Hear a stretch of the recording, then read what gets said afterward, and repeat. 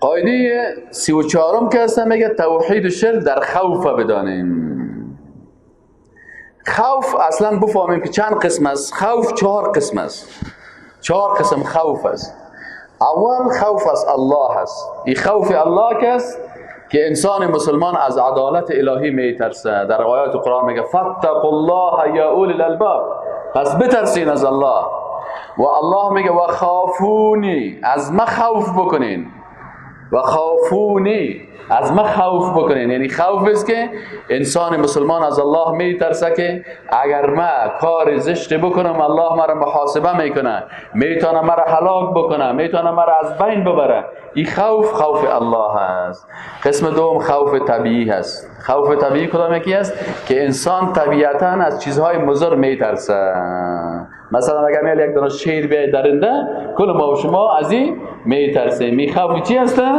خوف طبیعی هست. یعنی خوف طبیعی هست. فخرج منها خائفا، مثل که موسی علیه السلام میگه از فرعون میترسید، از ظلم فرعون، از یک ظالم قاتل، از یک اختطافچی، از یک ظالم انسان طبیعتا میترسه. این به عقیده ارتباط نداره. این خوف چی است؟ این خوف طبیعی است. قسم سوم خوف شرکی هست. خوف شرکی کدام یکی است؟ پس خوف اول خوف توحیدی بود که از الله انسان میترسه. خوف دوم خوف طبیعی بود که طبیعتا انسان از چیزهای مضر میترسه. قسم سوم خوف شرکی هست که بت پرستا و قبر پرستا آنقدر از بت خود میترسه که حتی برای پیغمبر چی میگفتن؟ برای هود علیه السلام میگفتن که ان نقول الا تراک بعد الهتنا بسوء. ای هود علیه السلام، تو خو معبودای ما را بد میگی، حتما یا بر تو ضرر میرسانه. فهمیدی یا نه؟ باز از اون میترسه، میگه او ولی میترسه. اگر کفتر شاید شمشیره را بخوری بازی درت میته. این خوف شرکی هست. فهمیدی یا نه؟ اگر فلانی را مثلا موترت ساز از پالوش تیر کردی، باز این موترت را چپه میکنه. این خوفا هست، خوفی که از مخلوق به شکل میترسه. از در یک جای رفتیم، ماهی بود در یک زیارت، گفتیم از این ماهی بیار که بخوریم. گفت نه، ماهی را بخوری رودای تا برات گدوات میکنه. این خوف است. خوفی که باید از الله بترسه، از مخلوق میترسن. پس اینی خوف است. بت پرستا از بت خود بسیار میترسه.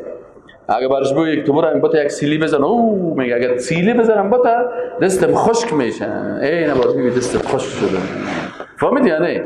یعنی خوف چی هست؟ این خوف شرکی هست. مثل که بسیاری وقتا پیغمبرها را از این چی میکنن؟ میترسانن. قسم چهارم از اون میترسن، از اونمو میترسن، از اونمو چوب میترسن، از اون حالت تناسلی میترسن، از اینمی گاو میترسن، از گاو. اوه میگه این گاو غرض نگیری.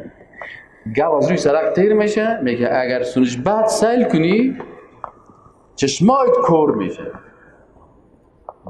از گاو میترسن. گوشش چطور میکنی؟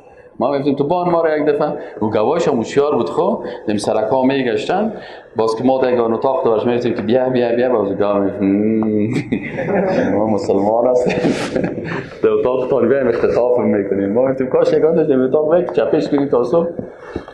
خب گوشت های هم چیز داره، گوای چاق چاق دم سرک ها گشتن میگن حتی مرداریش هم میگن مرداریش پاک کنیم. مرداری عزیز العیاذ بالله. انسان که ایمان نداشت بیخی وضعیت چقدر است. خب قسم چهارم کدام خوف است؟ که خوف حرام است. پس یکی خوف توحیدی است، یکی خوف شرکی است، یکی خوف غریزی است، یکی خوف حرام است. خوف حرام کدام یکی است؟ این خوف است که انسان از گفتن یک واجب به خاطر یک مخلوق میترسه. این خوف حرام است. گپ نزنین، اگه گپ بزنین در افغانستان استاد دی باره گپ نزنین که در دستان اکسی تا جاسوس شیشتن. من خیلی جاسوس بیچاره هم که از آدم است، باید بفهمه که 50 سال بعد وام میمورم ما هم میمورم. در روز قیامت سالش کنی اوی تو خدا درس ما شیشته بودی، کجا میری؟ والا سه این زنجیرایی. من خب به خاطر درس نامدم، به خاطر جاسوسی آمده بودم. آمده بودم که گپ نمون از حالت تناسلی در ببر راپور شد. بگم روز استاد درباره حالت تناسلی پرستا بحث کرد. متوجه هستین؟ پس خوف حرام کدام یکیست که از ترس مخلوق حق نمیگی فلانی خفه میشه خلافی میشه، در حالی که اگر هست قدر از مخلوق بترسی از الله نترسیدی، از مخلوق میترسی. از الله که ترسید مخلوق چی است؟ مخلوق اگر بردت بندید کرد قرار سیاحت از عبادت الله را بکن، تو مزه میته نماز خوانده در زندان می کسایی که رفتن پرسانش میگه 2 رکعت نماز در زندان به اندازه 200 رکعت دیگه اینجا مزه داره، چون اونجا خب زیر فشار هستی، همون نماز شما خوب مخلصانه به الله نماز میکنی. اگر از افغانستان کشید توریست سیاحت میکنی، چکر میزنی، منطقه را سر میکنی. اگر کشتت اینه به خاطر دین الله کشته شدی، شهادت است. علامه ابن تیمیه میگه هیچ آدم نقص نمیکنه، مر اگر بکشن شهادت است. بندیم کنن خلوت است، با الله خلوت میکنن. و از وطن بکشینم چی است؟ سیاحت است. هیچ نه. اما بسیاری کسا هستن ترسیدن. یک وقت ما بودیم در وقت می کمونستا، مولوی صاحب میگفت ما مولوی صاحب یک روز در صنف بودم، دیگه مولوی صاحب همین موسیقی حکمش چطور است؟ این خراب ای بیا چرا برسان میکنی؟ او مولوی صاحب موسیقی حلال است، قبل ازم که بندی میکنی. فهمیدی؟ در وقت خلقیان در ماه مبارک رمضان در شبای قدر و چی میکردن؟ در شبای قدر اونا کنسرت میدادن. فهمیدی یعنی؟ باز یا چی هستن؟ دیگه مولوی ها را میگه دواری موسیقی که از گپ نزنه، که اگر گپ زد باز چی میشه؟ همینجا یک دونه فیلمشان پیش ما بود، امور مگم کردم که یک کاکاگک باز میگه ما در وقت اعلی حضرت، این در وقت اعلی حضرت یا اعلی حضرت هم وضعیتش خراب بودن، بابای ملت. در هندوستان که است بین هندوها که است رقص با چی میشه؟ عبادت با رقص است، عبادت با موسیقی هست.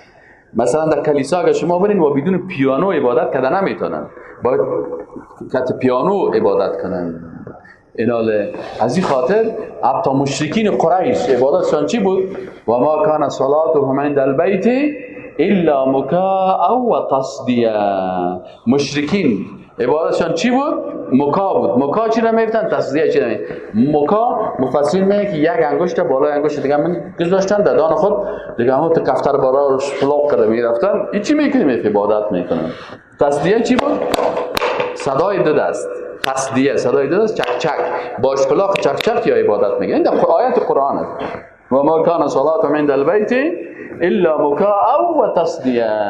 اما عبادت ما و شما مسلمان ها چی است؟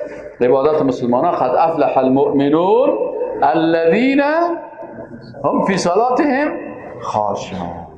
پس ما و شما در عبادت خود نمیتونیم که چی کنیم؟ چک چک کنیم یا عطن پرتیم یا مثلا رقص بکنیم. این گپا کلش در اسلام نیست، ولی بعضی کساس بیچاره بازی خوردن. اینال خوف حرام کدام خوف است که یک حکم الله را به خاطر مخلوق بیان نکنی، کتمان بکنن. از این خاطر بسیاری علما به خاطر ترس از مخلوق بسیاری آیات قرآن چی میکنن؟ کتمان میکنن. توحید اطاعت مکمل پت کردن. تا توحید عبادت میگن، توحید اطاعت پت میکنن. شاگرداشان توحید اطاعت نمیفهمن. توحیدش که مثلا پادشاه ها هستن، همی رهبرها و اتراک هستن که شریعت الله را تبدیل میکنن، عوضش قانون وزیر میارن. کتابای 20 سال پیش 30 سال پیش که بخونی میگه کسی قانون الله را تغییر داد یا گفتی قانون مخلوق بهتر است از قانون الله کرده یا مساوی هست یا میتونه که جاگزین قانون شود، کلش گفتن که کافر میشن. اما اینا رو فعلا کلش از کتابا چی کردن؟ کشیدن. چرا؟ به خاطر ترس از مخلوق. از ترس از مخلوق.